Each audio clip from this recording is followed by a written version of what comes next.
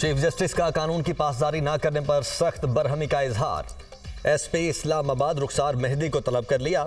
तौहीन मजहब केस में जुबैर साबरी के घर बगैर वारंट गिरफ्तारी का केस। लगता है इस्लामाबाद में कोई घर महफूज नहीं। कत्ल और डकैती का पर्चा तो पुलिस फौरी दर्ज नहीं करती। क्या पुलिस शिकायत कुनिंदा की जेब में है? पुलिस बगैर वारंट लोगों के घरों का तकद्दुस कैसे पामाल कर सकती है? चीफ जस्टिस के रिमार्क्स, हमारी और आपकी तनख्वाह आवाम देती है, तफ्तीशी अफसर के खिलाफ मुकदमा दर्ज करना चाहिए। अटॉर्नी जनरल साहब, ऐसे मुकदमा तो सुप्रीम कोर्ट आने ही नहीं चाहिए। आर्टिकल 14 की खिलाफ वर्जी हो रही है। हमें लॉ अफसरान से मुआवनत नहीं मिल रही। लॉ अफसरान मुद्दई के वकील बन जाते हैं। चीफ जस्टिस के रिमार्क्स, कानून कह रहा है तौहीन मजहब केस की तहकीकात एसपी करेगा। मातहत कैसे तहकीकात कर सकता है? जस्टिस मोहम्मद अली मजहर। चीफ जस्टिस का मुद्दई की जानिब से पीर साहब का लफ्ज़ इस्तेमाल करने पर इजहार बरहमी। क्या ये नाम कानून में दर्ज है? किस कानून में दम करने का लिखा हुआ है? Chief justice.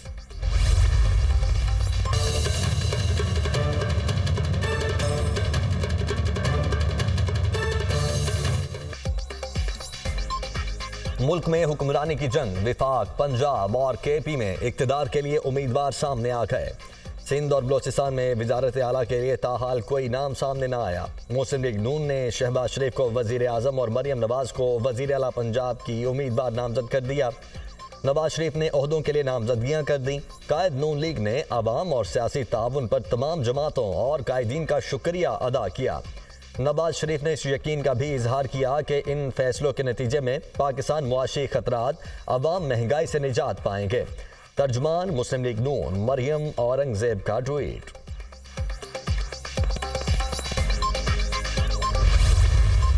ये पार्टीज जो यहाँ पर मौजूद हैं, ये ऑलमोस्ट 2/3 मेजॉरिटी है हाउस की, जो कि मुंतखब होके आई है।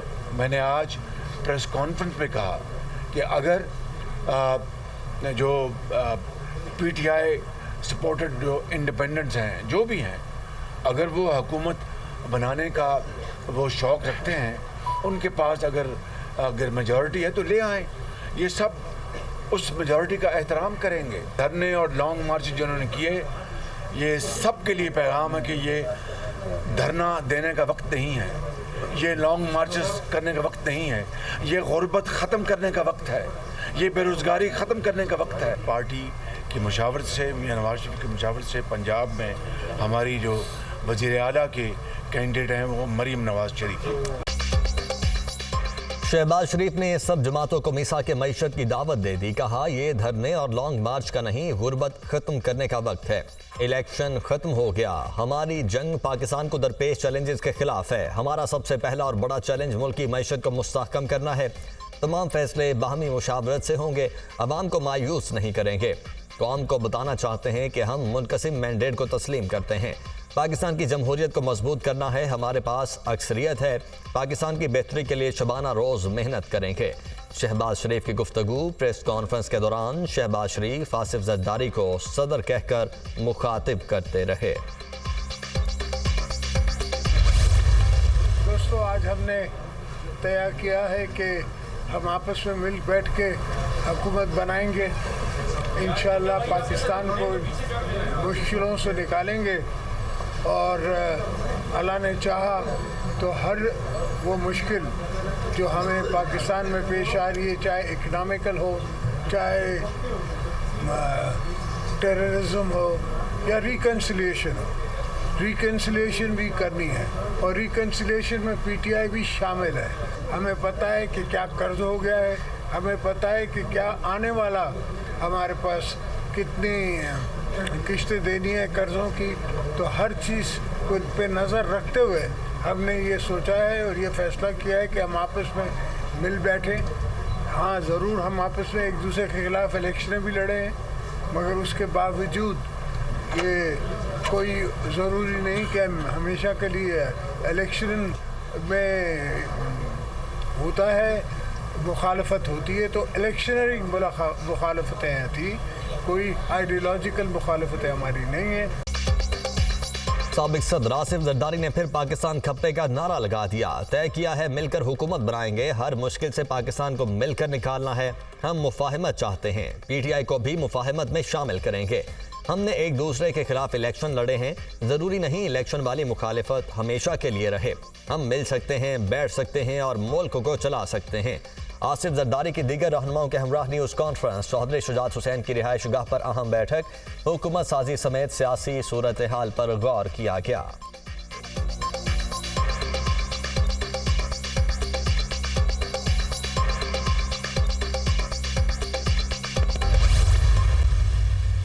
इस असेंबली में जिसमें सारे चोरों का टोला जो है एक चुराए गए मैंडेट के साथ हुकूमत बनाएगा, तो फिर ज़रूरत इस अमर की है कि मम्मी डैडी अपोजिशन ना हो, इनकी आंखों में आंखें डालें।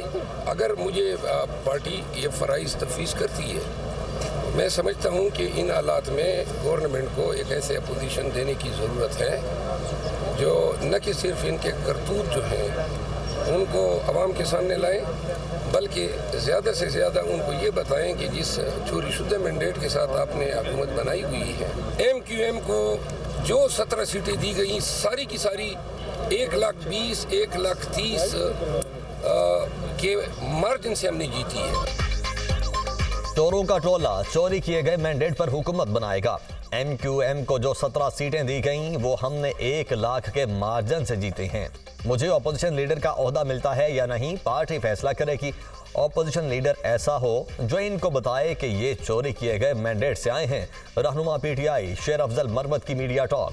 अली मोहम्मद खान ने कहा कि PTI हुकूमत बनाने की पोजीशन में है, हमें धरने और एहतजाज की बजाय पार्लियामेंट में किरदार अदा करना चाहिए। हो सकता है ऐसे आज़ाद रुकन हमारे साथ मिल जाएं जो किसी जमात के रुकन नहीं। मखसूस नशिस्तों पर 2-3 जमातों से गुफ्तगू चल रही है, मसले का हल निकल आएगा। हुकूमत आती जाती रहती है, नजरिया एक बार चला जाए तो कभी वापस नहीं आता।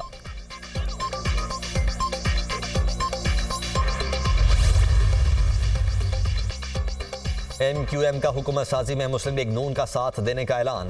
हमने हमेशा जो वादा किया वो पूरा किया। पाकिस्तान को मुश्किलात से निकालने के लिए सियासी मफादात को एक तरफ रख दिया है। इस साल के अख्तिताम तक पाकिस्तान को बेहतर सूरत हाल की तरफ लेकर जाएंगे। खालिद मकबूल सिद्दीकी की गुफ्तगू। हमारी पार्टी शहबाज शरीफ के साथ पहले भी खड़ी थी, अब भी खड़ी है। पाकिस्तान और बलोचिस्तान की बेहतरी के लिए इकट्ठे हैं। चेयरमैन सेनेट सादिक संजरानी की गुफ्तगू।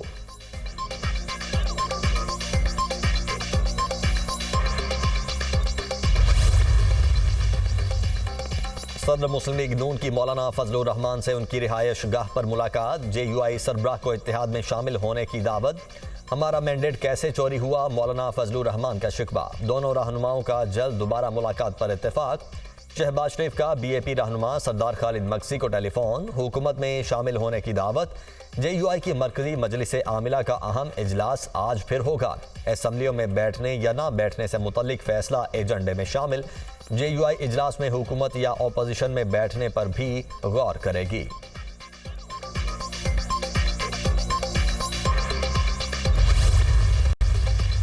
Pakistan People's Party does not have a mandate to form government, to form the federal government, और इसकी वजह से I will not be putting myself forward for the candidacy of the Prime Minister of Pakistan. PTI has announced that they will not engage in a dialogue with the Pakistan People's Party.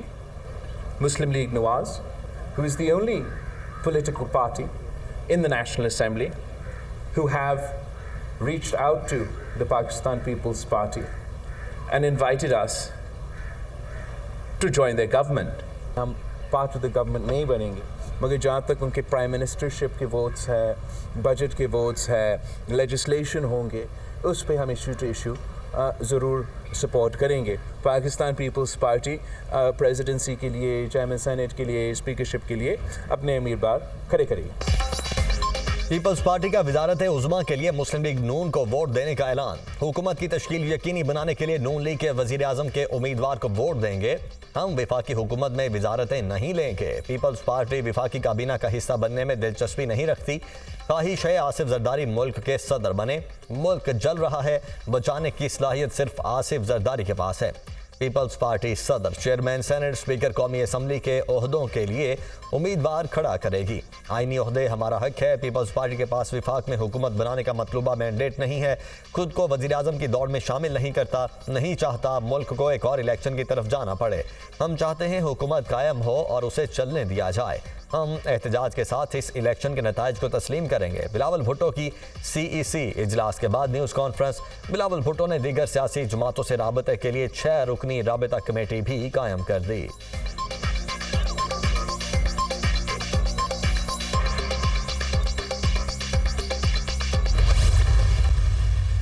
बहुत से उम्मीदवार भी चंद सीटों से हारे हैं। उन्होंने एहतजाज भी किया, जो कि अब कानूनी तरीका अपनाने की तरफ लौट रहे हैं। हमारे जो भाई रास्ते बंद करके एहतजाज कर रहे हैं, वो आवाम की मुश्किलात में इजाफा कर रहे हैं। चमन कोजा खुल चुका है, फौरी तौर पे हमने जो खान भी खोल दिया है, बाकी रास्ते भी जल्द खुल जाएंगे। इंतखाबी नताज के खिलाफ एहतजाज करने वाले अवाम की मुश्किलात में इजाफा न करें। हर हालत में हुकूमत की रिट कायम रखनी है। चमन, योब और DI खान के रास्ते खुल चुके हैं। 1-2 मकामात से भी रुकावटें जल्द खत्म हो जाएंगी। हारने वालों को कानूनी रास्ते की तरफ जाना चाहिए। कौम परस्त जमातों को वोट नहीं मिलेगा। निगरान वज़ीर इत्तलात बलोचिस्तान जान अचकजई की मीडिया से गुफ्तगू।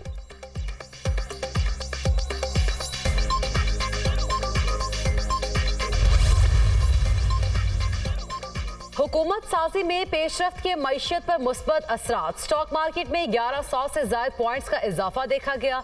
इंडेक्स 61,970 पॉइंट्स पर ट्रेड करने लगा। गुज़श्ता रोज पाकिस्तान स्टॉक मार्केट में मंदी का रुझान रहा।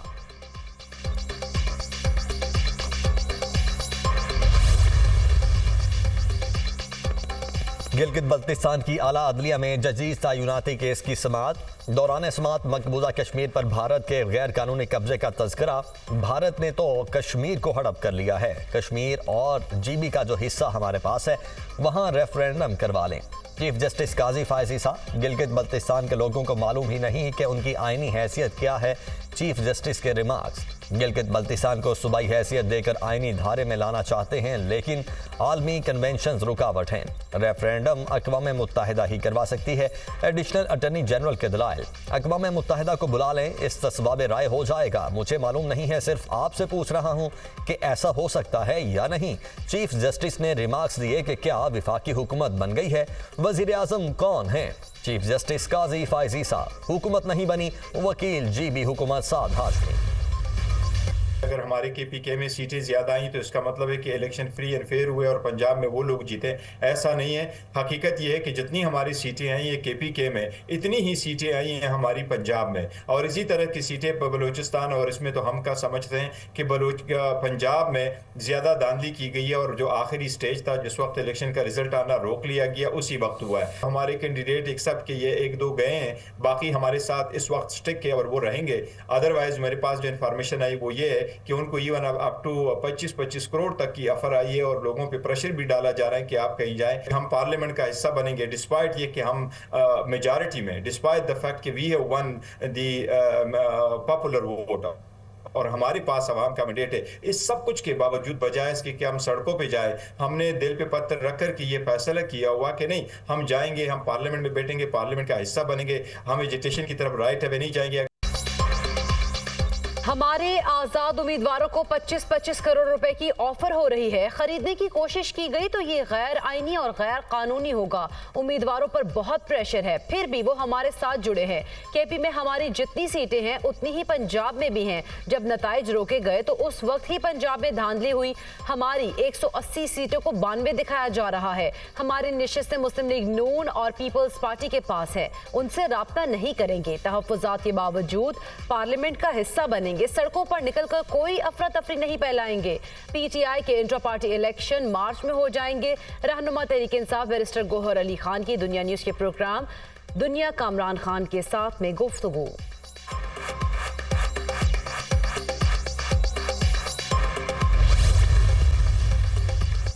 इस्लामाबाद से कामयाब उम्मीदवारों के नोटिफिकेशन के खिलाफ दरखास्तों पर फैसला महफूज। Chief justice Islamabad high court Aamir Farooq ने समाअत की। दरखास्तों के ज़ेर इल्तिवा होते हुए ट्राइब्यूनल तश्कील हो गए तो क्या होगा? ये एक कानूनी मामला है, इसे कानून के मुताबिक देखा जाना चाहिए। चीफ जस्टिस के रिमार्क्स।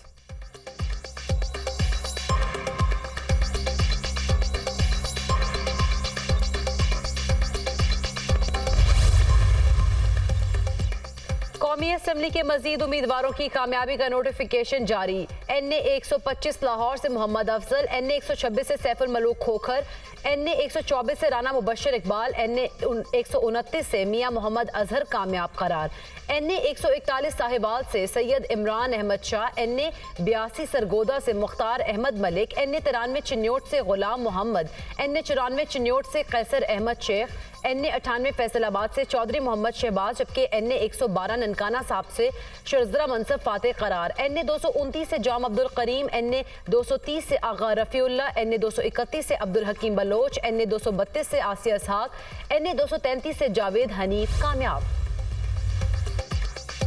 हुकूमत साजी के बाद ज़िमनी इंतखाब का महास। लाहौर में 5 हलकों में ज़िमनी इंतखाब का मैदान लगेगा। शहबाज शरीफ ने कसूर की कौमी असम्बली की नशिस्त रखी तो लाहौर में 6 हलकों में ज़िमनी इंतखाब होगा। मरीम नवाज NA 119 की नशिस्त छोड़ेंगी जिस पर ज़िमनी इंतखाब होगा। शहबाज शरीफ PP 158 और PP 164 की नशिस्तें छोड़ेंगे। शहबाज शरीफ लाहौर और कसूर में 2 नशिस्तों से MNA मुंतखब हुए। शहबाज शरीफ लाहौर या कसूर में से किसी एक जगह से नशिस्त छोड़ेंगे। हमजा शहबाज की जानिब से सुबह नशिस्त PP 147 छोड़ने का इम्कान। अलीम खान NA 117 अपने पास रखेंगे और PP 149 की नशिस्त छोड़ेंगे। हमजा शहबाज को कौमी असम्बली में रखने की तजवीज़। सिंध हाई कोर्ट ने इंतखाबी नताइज चैलेंज करने वाले मजीद 4 उम्मीदवारों की दरख्वास्त से निपटा दी। पेटिशनर्स को इलेक्शन कमीशन से रुजू की हिदायत। NA 250 और PS 95 से आज़ाद उम्मीदवारों ने अदालत से रुजू किया था। PS 106 और PS 128 से जमात इस्लामी की जानिब से दरख्वास्तें दायर की गई थी। NA 43 टांक DI खान में 6 पोलिंग स्टेशन पर 17 फरवरी को दोबारा पोलिंग होगी। अलामिया जारी।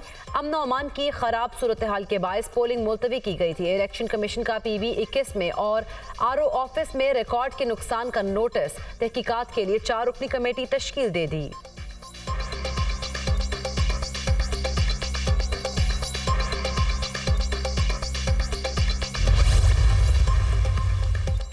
मोहम्मद खान भट्टी को गैर कानूनी तौर पर प्रिंसिपल सेक्रेटरी तैनात करने की दरख्वास्त पर समाअत। लाहौर हाई कोर्ट ने चौधरी परवेज इलाही की दरख्वास्त से जमानत मंजूर कर ली। जस्टिस शहराम सरवर चौधरी ने परवेज इलाही की दरख्वास्त पर समाअत की। परवेज इलाही और दीगर के खिलाफ रिंग रोड एक्सटेंशन मंसूबे की मंजूरी का केस। एंटी करप्शन अदालत लाहौर ने रासिक इलाही, कैसरा इलाही समेत दीगर मुल्जिमान की अबूरी जमानतों में 6 मार्च तक तौसी कर दी।